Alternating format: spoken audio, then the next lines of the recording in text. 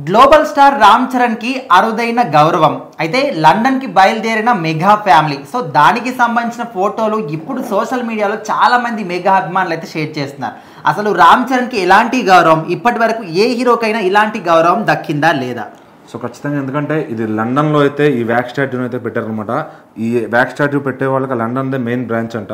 So అక్కడ మన south Indian హీరోలకు కానీ అసలు ఇండియన్ హీరోలకు ఎవరికి లేకపోవడం మన ఒక ఆశ్చర్యంగా తీసుకోవచ్చు అది. సో సింగపూర్, దుబాయ్ అక్కడ మన హీరోలకు పెట్టారు. బాహుబలితో స్టార్ట్ చేశారు, తర్వాత అల్లు అర్జున్ గారికి పెట్టారు, విరాట్ కోహ్లీ గారికి పెట్టారు, హీరోయిన్ కాజల్కి పెట్టారు, మహేష్ బాబు గారికి పెట్టారు.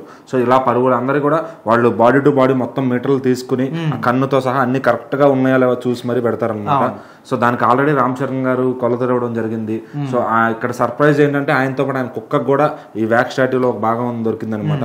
సో మరి ఎందుకంటే అది ఒక ప్రైడ్ అనే చెప్పుకోవచ్చు ఒక హీరోకి. అంటే ఆయన పెట్టుకు కూడా ఎంతో పర్సనల్ పెట్టుకు కూడా ఒక వ్యాక్ స్టాట్యూ పెట్టారంటే ఇది ఒక హిస్టరీలో కొత్త థింగ్ అనుకోవచ్చు. అంటే అలాంటి అదృష్టం నెక్స్ట్ వేరే హీరోకి ఏమైనా వస్తుందో లేదో కూడా తెలియదు. అంటే ఆ పెట్ పేరు రైమ్ అనమాట. సో దానికి సోషల్ మీడియాలో కూడా ఒక అంటే సపరేట్ ఫ్యాన్ బేస్ అనమాట.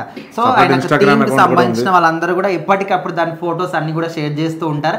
అండ్ ముఖ్యంగా ఈ వ్యాక్స్ స్టాట్యూ కోసం అయితే రామ్ చరణ్ గారి దగ్గర దాదాపు 200 రకాల కొలతలు అయితే వాళ్ళు తీసుకున్నారంట. ఎందుకంటే ఏ ఒక్క చిన్న మిస్టేక్ కూడా రావద్దు అని. సో అదే కదా వాళ్ళు డీటెయిలింగ్ ఇప్పుడు మన చేయి దగ్గర నుంచి గోర్లు కానీ కళ్ళు కానీ పైన ఐబ్రోస్ కానీ అన్ని డీటెయిలింగ్ గా తీసుకుని ఆ ఫోటోకి ఇక్కడ తీసుకున్న కొలతలకి కరెక్ట్ గా చూసుకుని మరీ చేస్తారు.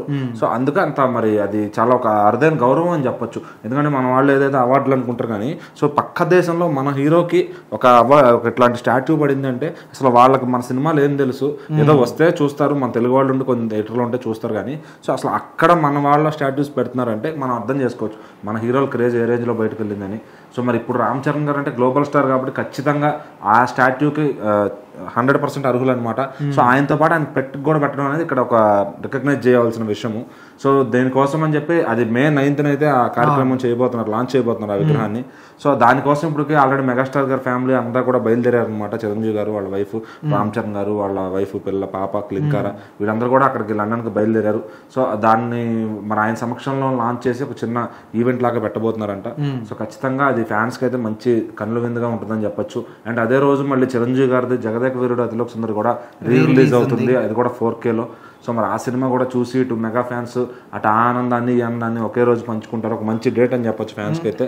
సో ఖచ్చితంగా ఇటువంటి ఒక అర్హత ఏదైతే ఉందో అది మన హీరోలకు దక్కడం నిజంగా ఇంకా మిగిలిన హీరోలు కూడా అది పడాలని చెప్పి మన హీరోలు ఒకరి తర్వాత ఒకరు డెవలప్ అవుతున్నారు కాబట్టి సో అలా హిట్లు పడి మన దేశం దాటి వెళ్ళిన హీరోలందరికీ కూడా ఇటువంటి రికగ్నైజేషన్ రావాలి. అలాగే మన క్రికెట్ ప్లేయర్స్కి కానీ సో మనం వీఆర్ ప్రౌడ్ ఆఫ్ ఇండియన్స్ అని చెప్పుకోవచ్చు. ఎందుకంటే మనకి క్రికెట్, పాలిటిక్స్, సినిమాలో నుంచే మనం చెప్పుకోగలుగుతాం ఏదన్నా కూడా ప్రౌడ్ అవ్వాలంటే.